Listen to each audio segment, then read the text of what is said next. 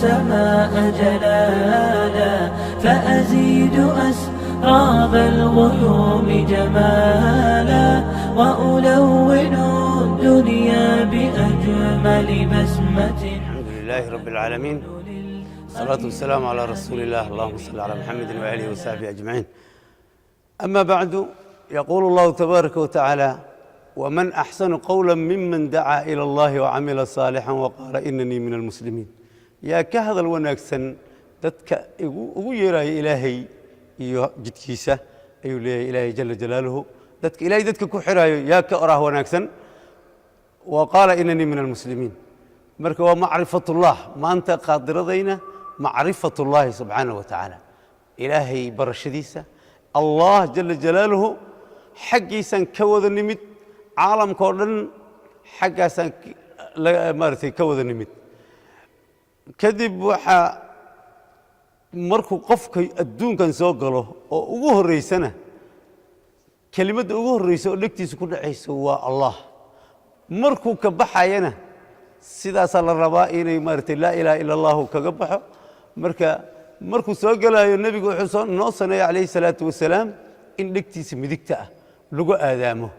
marka aadaanka oo Allah ugu horeysa Allah ilaahay jalla jalaaluhu lafdul jalaala lafdigaas ayaa ugu horeysa ilmihii yara oo hadlay dhalay in dhegtiisa ku dhacdo. kadibna aadaankii oo wada dhammaystiran ayaa wuxuu noqday ad-dacwatu taama, dacwad dhammaystiran. dacwadda dhammaystiran markay dhammaato waxaa la leeyahay allahuma rabba hadihi ad-dacwati taama.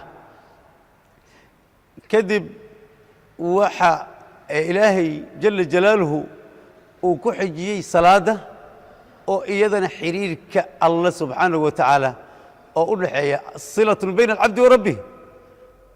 duruustaas ayaa la rabaa adduunka intuu joogo inuu xaqiijiyo ilaahay jalla jalaaluhu barashadiisa, qalbigiisa ku weynaado, oo nebi moxamedna kaga daydo, salaaddii u xaqiijiyo oo daat alkhushuuci waalkhuduuc. kadibna ilaahay tawxiidkiisa lagu soo khatimay. waa aadaanka bas. duruusta aadaanka oo dacwata taama ah markuu barto oo ku xirmo oo ilaahay ugu dambaysna aakhirana sidaas oo kale qabriga markii la geliyo kelimadda ugu horeyso ama su'aasha ugu horeysa la weydiinayo ilaan duruus baa la siiyey sooma, waxay noqotay idana man rabbuk. munkar iyo nakiir waxay leeyihiin man rabbuk. marka waxaa laga rabaa Allah inuu kaga jawaabo haddii uu bartay oo adduunka intuu joogay xaqiijiyey awaamirtiisa qaatay. Allah rabbi Allah ayuu leeyahay ninkii fiicnaa oo wanaagsanaa, kii kalena kama jawaabi karo. marka sidaasa macrifatullah ayaan iskugu dardaarmaynaa iyo maxabatuhu jaceylkiisa in aan jeclaano qalbigayna ku weynaado si aan ugu liibaano adduunyo aakhiraba liibaanteeda aan u helno. wassalaamu calaykum waraxmatullahi الدنيا بأجمل بسمة وأكون للخير العميم مثالا.